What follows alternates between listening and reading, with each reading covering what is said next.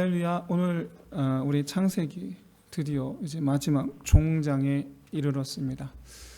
바라기는 참 이 시간 우리 함께 하신 우리 모든 성도 여러분들에게 이처럼 하나님께서 창세기를 통하여 우리에게 말씀하신 번성케 하리라, 차지하게 하리라 이와 같은 복으로 충만케 하여 주시기를 주의 이름으로 축원드립니다. 여러분, 우리 이 창세기 제가 부제를 달았죠. 부제가 하나님 나라의 시작, 이렇게 제가 부제를 달았었습니다. 이 창세기 마지막 장 50장 결론부인데, 그 결론부를 보면 이 야곱과 요셉의 사망과 관련된 기사를 연달아 기술하고 있습니다.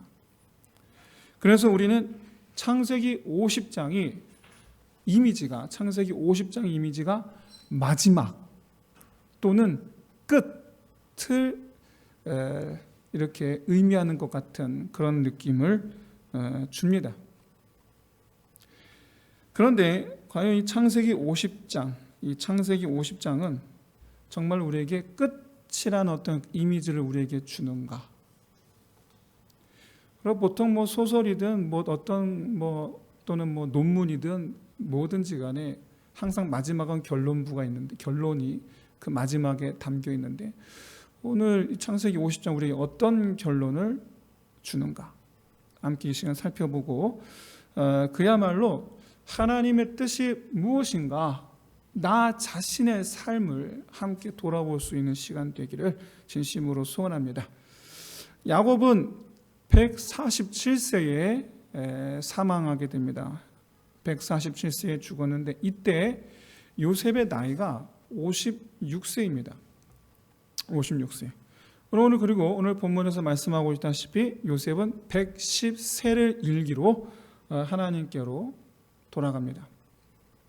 그러니까 야곱이 죽은 뒤로 54년 뒤에 그도 역시 하나님께로 돌아가는 거죠. 그런데 이 54년의 시간, 오늘 보시다시피 어떤 일이 있었는지 성경은 전혀 언급하고 있지 않습니다. 딱 한 가지 사건, 그의 형제들이 와서 요셉에게 다시 한번 용서를 구하는 장면, 자비를 구하는 장면이 등장할 뿐이죠. 그 외에는 어떤 일이 있었는지 전혀 언급하고 있지 않습니다. 다만 오늘 보면 15절 이하 이 형들이 와서 용서를 구하고, 그리고 요셉은 21절에서 약속하기를 형제들의 그 자녀들을 자기가 책임지겠다라고 말하는 것을 우리는 봅니다. 그러고 나서 곧바로 요셉의 죽음에 대한 기사가 등장하는데 유언을 하죠. 이때 요셉이 남기는 유언은 크게 두 가지 내용이 담겨 있습니다. 하나는 하나님께서 형제들과 그 후손들을 돌보실 것이고 장차 가나안 땅으로 인도하시리라 라는 것이고, 그리고 또 다른 하나, 두 번째는 그때 자기 해골을 메고 가나안 땅으로 가달라.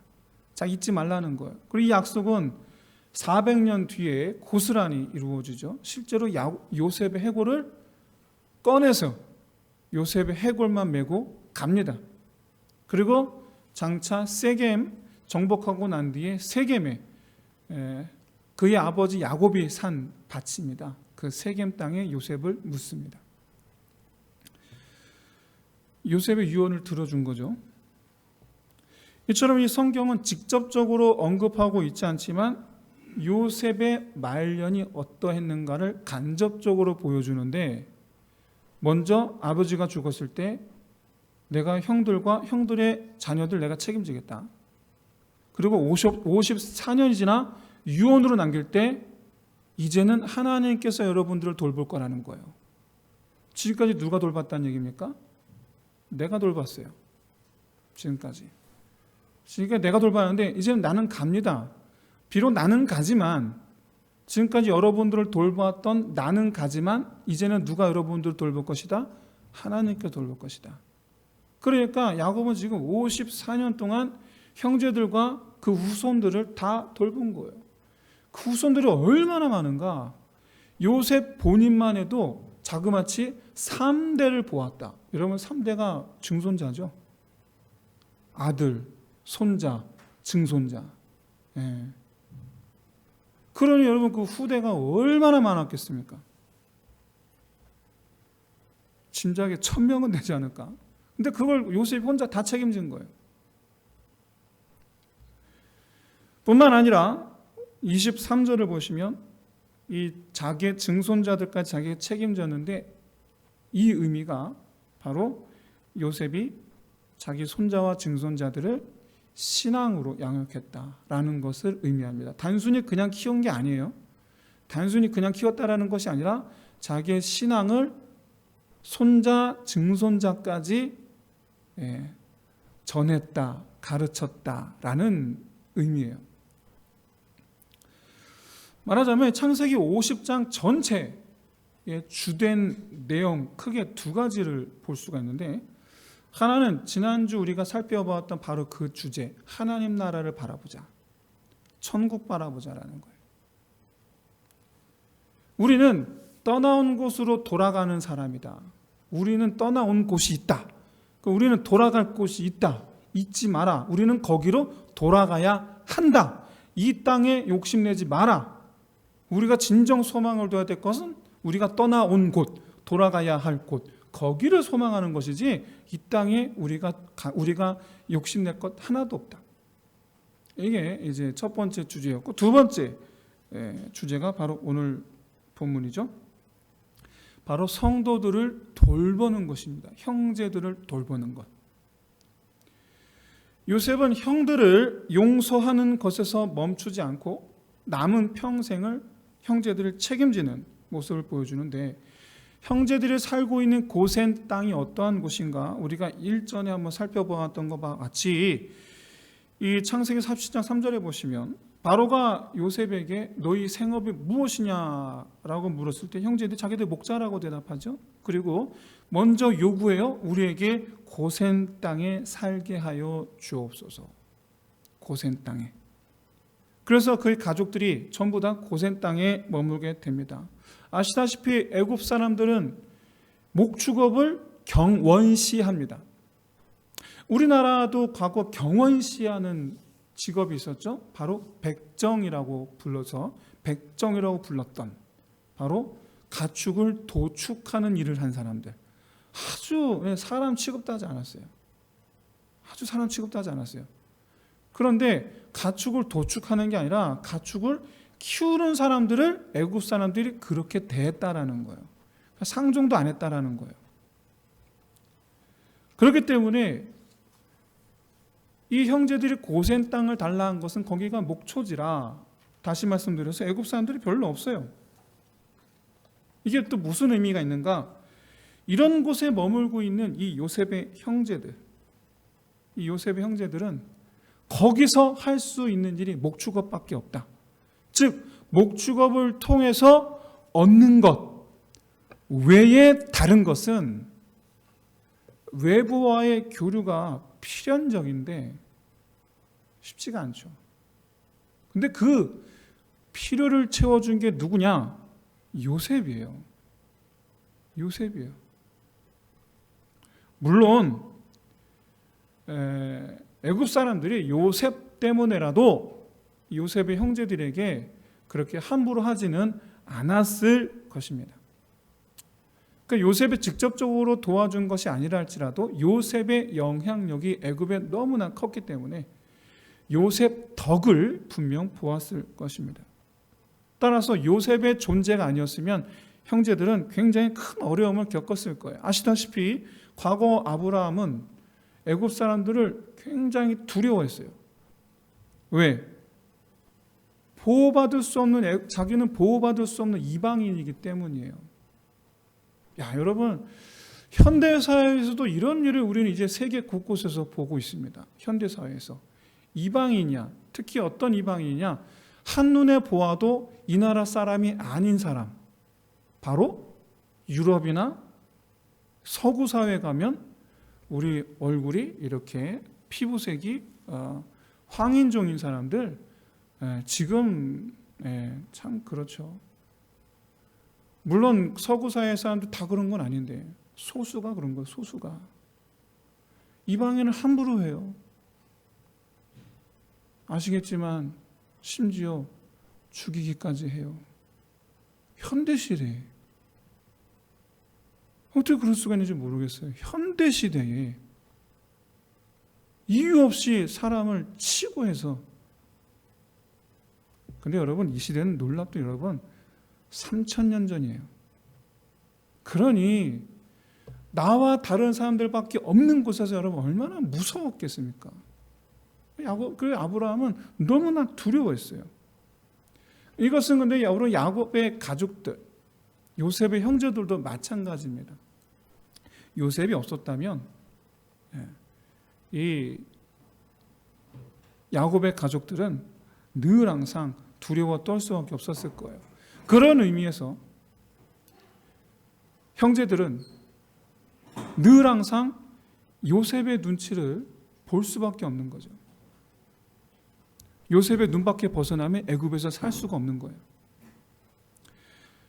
만약에 아버지가 안 계시면 요셉이 과연 우리를 지켜줄까? 보호해줄까? 아니, 지켜주고 보호해주는 건 둘째치고 그 옛날에 있었던 그 일로 인해서 우리한테 복수하려고 하지 않을까? 이 마음이 늘 항상 있는 거예요.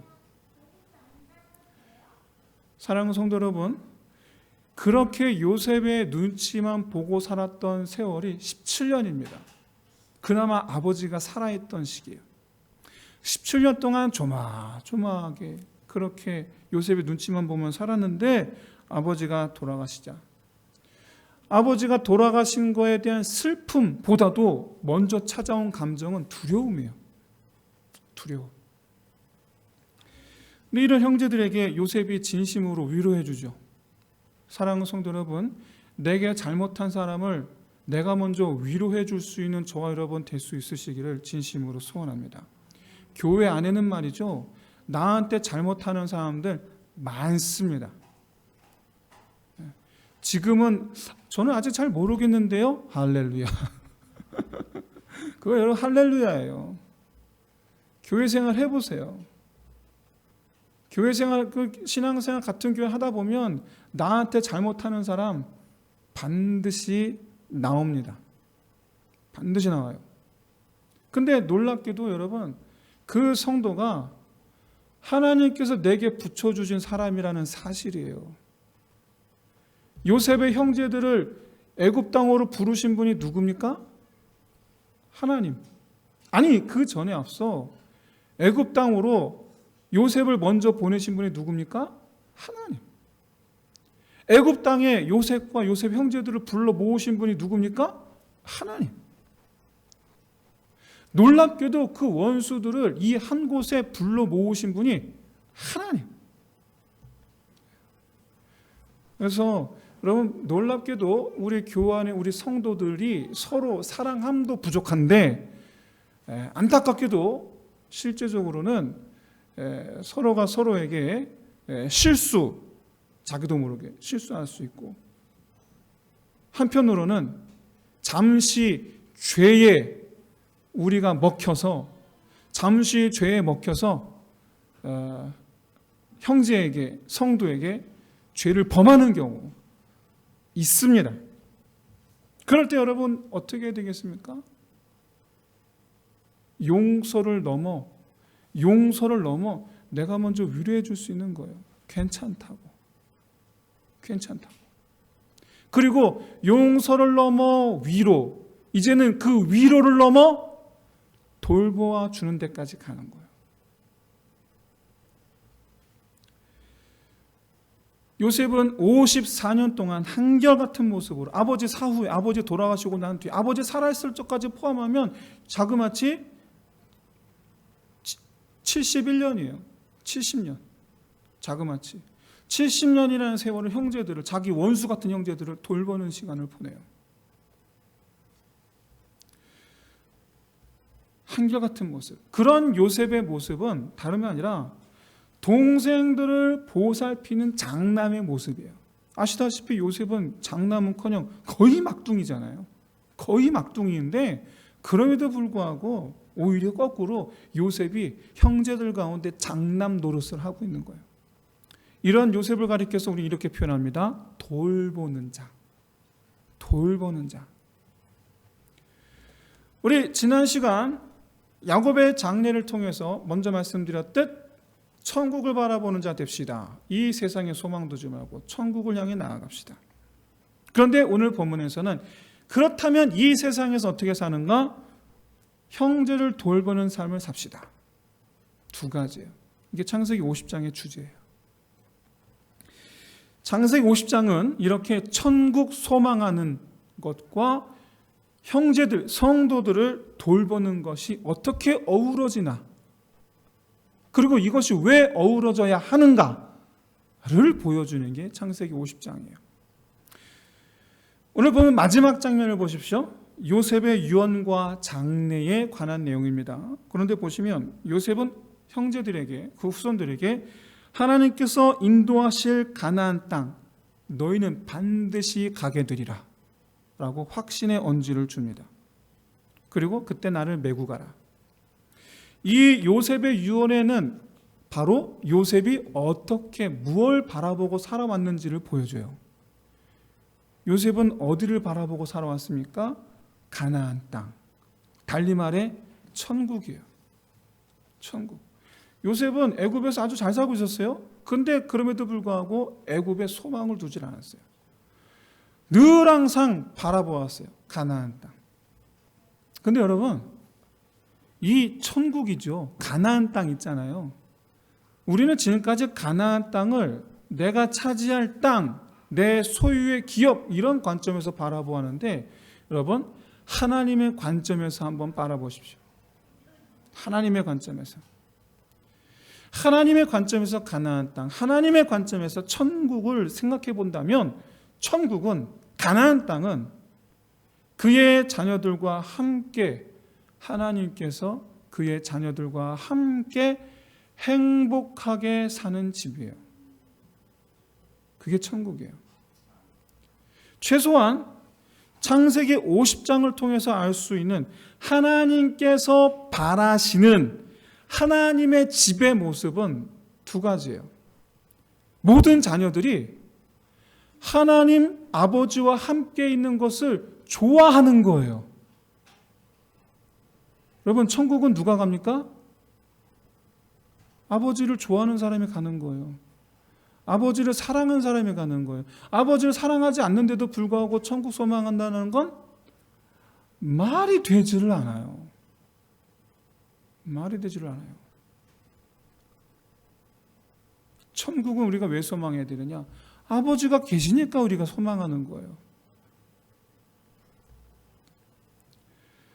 또 다른 하나는 뭐냐? 모든 자녀들이 그렇게 해서 나를 사랑함으로 모여든 자녀들이 서로 사랑하는 거예요. 이게 아버지 집에서 아버지가 바라는 아버지 집의 모습이에요. 이게 천국의 모습이에요.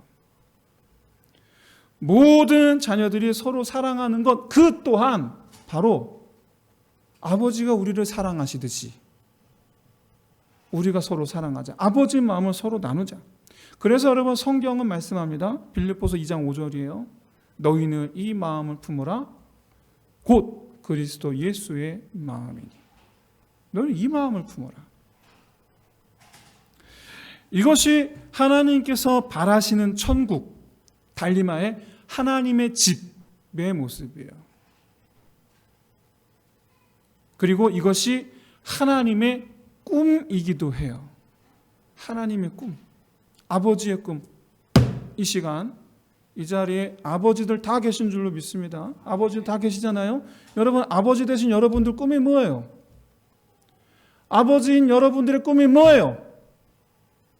이 시간 어머니들 모였습니다. 어머니 되신 여러분들의 꿈이 뭐예요? 우리 아이들이 서로 싸우지 않고 서로 사랑하고 나를 존경하고 나를 사랑해주고 내가 아낌같이 내 아이들도 나를 아껴주고. 여러분, 노년에 이런 부모님들 마음을 섭섭하게 하지 마시기를 바랍니다. 노년에 이른 우리 부모님의 마음을 여러분 알고 계십니까? 아셔야 돼요. 왜? 노년에 이른 부모님의 그 마음이 지금 여러분 자녀들을 바라보는 여러분들의 마음이기 때문에 그래요. 그리고 그게 우리 하나님 아버지 마음이기도 해요. 하나님의 꿈을 이루어드리는 저와 여러분 되시기를 주의 이름으로 축원드립니다. 하나님께서 이런 꿈을 하나님께서 갖고 계시다라는 것을 우리에게 알게 하시기 위해서 성경을 주셨어요. 그리고 창세기는 그 중에서도 창세기는 하나님께서 왜 그런 꿈을 갖게 되셨는가를 그 이유를 알려주는 것이 창세기예요. 돌아와서 요셉은 야곱의 이 12 아들들 가운데 가장 하나님의 꿈이 이루어지기를 바라는 그런 아들이었어요. 증조할아버지 아브라함, 할아버지 이삭, 아버지 야곱, 위에 3대 어른들이 왜 그토록 가나안 땅을 소망했는지를 그는 잘 알았어요. 그래서 그 자신도 가나안 땅을 소망하며 살아요. 왜? 아브라함이 그랬고 이삭이 그랬고 야곱이 그랬던 것처럼 나도 하나님을 사랑하기 때문에. 우리가 천국 소망해야 되는 이유는 다른 거 없습니다. 하나님을 사랑하기 때문에 천국을 소망하는 거예요. 나 아버지 곁에 갑니다요. 나 아버지 만나러 갑니다요. 나 아버지하고 함께 있고 싶어요. 아버지하고 함께 있고 싶은 사람의 천국 가는 줄로 믿으시길 바랍니다. 하나님을 사랑하며 하나님 계신 곳을 소망합니다. 하나님의 집은 천국입니다. 그리고 하나님의 모든 자녀들이 모이는 곳입니다. 그곳이 아브라함과 이삭과 야곱과 요셉에게는 가나안이요, 우리에게는 교회예요. 우리에게는. 아브라함은요, 형제가 없었습니다. 그리고 이삭도 사실상 형제가 없죠. 이삭도 이스마엘 있었지만 사실상 따로 분리됐기 때문에 아브라함이 내보냈잖아요. 이삭이 12살 될 때 내보냈잖아요. 그러니까 이삭도 사실상 형제가 없이 컸어요. 야곱은 어땠습니까? 하나밖에 없는 자기 형하고 맨날 다퉜어요. 서로 얼굴도 안 보고 살았어요. 그런데 위에 3대하고는 달리 요셉은 형제가 자그마치 11명이에요. 자그마치. 여러분, 이제 우리 교회는 2 또는 3. 제가 우리 3 있는 가정 여쭤볼게요. 어떠세요? 집안 분위기가? 전쟁 아닙니까? 3만 있어도 전쟁이에요. 아니, 2만 있어도 전쟁이에요. 하나만 있으면 엄마하고 전쟁이에요. 자식이 있으면 전쟁이에요. 근데 여러분 11명, 12명이에요. 그러면 그거 어떻게 했습니까? 분위기가. 그런데도 불구하고 요셉은 어떤 사람이냐? 2가지. 첫째, 장난 같은 사람. 첫째가 장난 같은 사람. 둘째가 하나님의 꿈에 가장 가까웠던 사람. 하나님의 꿈을 꾸는 사람. 여러분 아시다시피 요셉은 꿈과 관련이 깊은 사람이에요. 아주 관련이 깊죠. 꿈의 사람, 요셉. 그런데 여러분, 하나님께서 주신 꿈이 요셉을 위해서 주신 꿈이 아니라는 거 여러분 아시죠? 이제 요셉을 위해서 주신 꿈이 아니에요. 하나님께서 이루실 일을 꿈으로 보여주신 거예요. 하나님께서 이루실 일이라는 것은 곧 하나님께서 그렇게 바라신다라는 걸 뜻해요. 그 요셉을 위한 꿈이 아니고 하나님의 꿈이에요. 실제로 요셉은 그런 하나님의 꿈이 이루어지기를 기다렸던 사람이고 하나님께서 다 이루어 주셨어요. 이제 요셉 차례입니다. 최소한 요셉은 하나님께서 이 요셉의 삶이 하나님의 꿈을 이루는 삶이었다라는 것을 창세기를 통해서 우리에게 보여주죠. 하나님의 꿈이 이루어지기를 기다린 사람. 사랑하는 성도 여러분, 저와 여러분의 가정이 천국 되시기를 주의 이름으로 축원드립니다. 우리가 바라는 가정은 어떤 모습입니까? 내가 바라는 내 가정, 부부간에 서로 사랑하고, 자녀들은 부모님을 존경하고, 또 자녀들끼리 서로 사랑하는 것. 여러분, 천국 뭐 별거 있습니까? 하나님 아버지를 경외하고, 성도 간에 서로 사랑하고, 하나님 아버지께서 가장 바라시는 하나님의 집의 모습, 내가 꿈꾸는 바로 그 가정의 모습. 그래서 하나님은 이 땅에 천국 모형 2개를 주셨어요. 하나가 가정이고 하나가 교회예요. 사도 바울은 이 사실을 에베소서 2장에서 자세하게 풀어 말씀하고 있어요. 제가 준비한 말씀을 여러분 화면을 보면서 그대로 따라 읽어주시기를 바랍니다. 길어요. 근데 합독하겠습니다. 화면 보시면서 따라오시면 됩니다. 같이 읽겠습니다. 시작. 전에는 우리도 다 그 가운데에서 우리 육체의 욕심을 따라 지내며 육체와 마음에 원하는 것을 하여 다른 이들과 같이 본질상 진노의 자녀이었더니 긍휼이 풍성하신 하나님이 우리를 사랑하신 그 큰 사랑으로 인하여 허물러 죽은 우리를 그리스도와 함께 살리셨고 또 함께 일으키사 그리스도 예수 안에서 함께 하늘에 앉히시니 이는 그리스도 예수 안에서 우리에게 자비하심으로써 그 은혜의 지극히 풍성함을 오는 여러 세대에 나타내려 하심이라. 이제는 전에 멀리 있던 너희가 그리스도 예수 안에서 그리스도의 피로 가까워졌느니라. 그는 우리의 화평이신지라. 둘로 하나를 만드사 원수된 것 곧 중간에 막힌 담을 자기 육체로 허시고 또 십자가로 이 둘을 한 몸으로 하나님과 화목하게 하려 하심이라. 원수된 것을 십자가로 소멸하시고 이는 그로 말미암아 우리 둘이 한 성령 안에서 아버지께 나아감을 얻게 하려 하심이라. 그의 안에서 건물마다 서로 연결하여 주 안에서 성전이 되어가고 너희도 성령 안에서 하나님이 거하실 처소가 되기 위하여 그리스도 예수 안에서 함께 지어져 가느니라. 아멘. 에베소서를 향한 바울의 메시지는 이겁니다. 하나님께서 우리를 하나님의 집으로 불러 모으셨다. 그의 처소로 불러 모으셨다. 그러므로 우리는 그의 처소 안에서 함께 우리 함께 지어져 가야 한다. 오늘 창세기 50장 내용이에요. 하나님께서 우리를 가나안 땅으로 불러 모으시리라. 그곳을 사모하라. 하나님 아버지의 집을 사모하라. 그분의 부르심을 들으라. 그분의 부르심을 받으라. 우리와 함께 천국에서 모이자. 그리고 서로 섬기자. 서로 사랑하자. 서로 돌보자. 모든 성도들은 하나님의 긍휼하심을 입어 교회로 모였습니다. 하나님은 하나님께서 불러 모으신 우리 모든 성도들이 함께 아버지께로 나아오기를 원하세요. 하나님의 꿈이에요. 그렇기에 하나님은 성령을 보내사, 지금 이 시대에 성령을 보내사 성도들로 하여금 예수 안에서 함께 지어져 가도록 도와주시고 역사하고 계세요. 여러분, 함께 지어져 갈 수 있는 유일한 방법이 뭡니까? 아버지의 마음으로 서로가 서로를 사랑하는 것.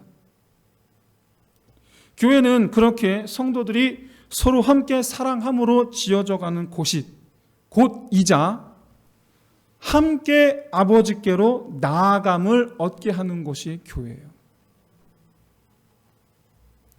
사랑하는 성도 여러분, 이제 말씀을 마치겠습니다.